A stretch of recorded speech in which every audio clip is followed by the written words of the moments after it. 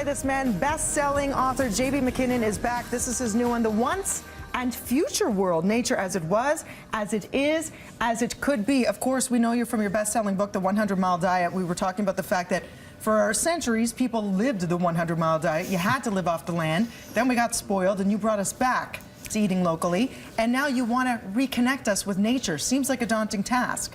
Yeah, it's now that more than half the people on the planet live in cities, it's more important than ever that they reconnect with nature, but it's also more difficult in many ways. And because of things like social media and the way, you know, cities are so dense and you see condos being erected every day, we kind of live in our little box and in our little social world, and it's hard to connect with nature. You talk about your own first experiences with nature, and you ask the readers and you at home to recall what is the first thing that comes to your mind when you think nature, Mother Nature. Yeah, so for me, I was that lucky kid who grew up in a place where I could walk out my back door and straight out into the grasslands and basically just wander forever. And when I started this book, I started looking into the history of that landscape, and I found out that there were all these things missing on the landscape that used to be there. I mean, when I went out there, I might see a fox or a deer or a gopher snake. But there used to be elk and caribou and wolves and grizzly bears, all of these things in this place that I grew up in. And not only were they gone by the time I was growing up, but nobody even remembered that they had been there. So you talk about rewilding. That's going to be the new hot term. How do we rewild something like Toronto? And what is rewilding? Well, rewilding it's a brand new word, as you say, and different people use different definitions, but I go with the clearest, most straightforward one. When you're rewilding, you're simply making a place more wild. So that can happen in your backyard, or it can happen in a national park. It's just a question of scale, really. So in a place like Toronto, I mean, maybe you're not going to bring back mountain lions to the heart of the city, but there are efforts being made to rewild even in cities. So for example, in Great Britain, they built 1,000 housing units for people, and then they accompanied that with 1,000 housing units for different kinds of birds and bats. And so that you have the people and the birds and the bats and everybody's living together. There's a lot more opportunities to experience nature, and it's a good start. It gives you an idea of how we can reimagine the cities that we live in. And why is this so important? We get bombarded every day with statistics as to animals that are on the endangered species list. How can we stop this vicious cycle of being disconnected and unaware?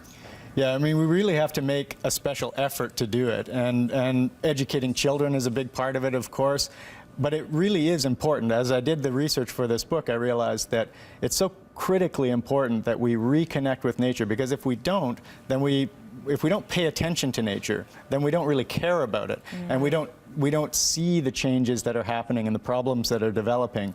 And you know, when we do care about it, we reverse that pattern, and we start to become more interested in having more and more of it in our lives. And of course, it's also very good for us. Yeah, and we are codependent. We need the earth and the ecosystem down to the little bugs that feed off the bigger ones, that feed off the bigger ones that we need for food, or we all rely on one another. And I think if you go out with, you know, kids, or you have the best time when you're breathing the fresh air and you're on soil. So we have to make an effort to try and get outside our comfort zone and force it to happen, to reignite the passion, and your book does that. What do you hope to achieve with this? Much like the 100-mile diet, do you hope that it permeates throughout society and we all get buzzing about it? Yeah, of course. I hope that people get buzzing about it, and I hope that it, much like the 100-mile diet, I hope that it inspires people to rethink their own lives and their cities and the places they live, and realize that there are ways that they can directly change them. You know, that Give me a simple thing to do today. Mom and dads are watching, teachers are watching. What's a simple thing we can do today to make it more green and connect? Simplest thing you can do to start is just sit down in one place, try and pick the greenest place in your neighborhood and sit down and just watch. Really pay attention to nature for just half an hour. And that was an experiment that I put myself through, and it really opened my eyes to beginning to change the way that I see the city. And it actually made me more hopeful, because I saw that there really is still so much life and so much nature in the city that we're often just passing by without thinking about. And you said a lot of schools are adopting this as well, where they're trying to make more greenified spaces for kids to play.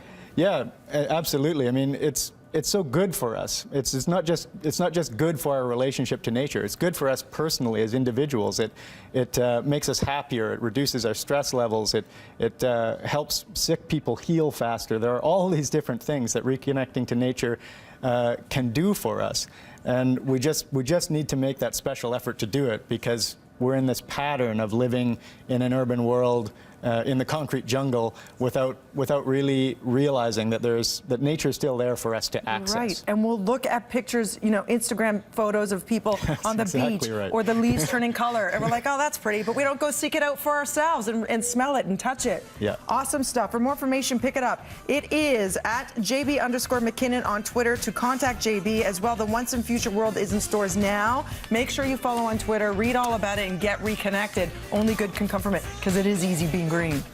Well done. Right now, we're going to take a quick break. More BT right after this. We should go back outside.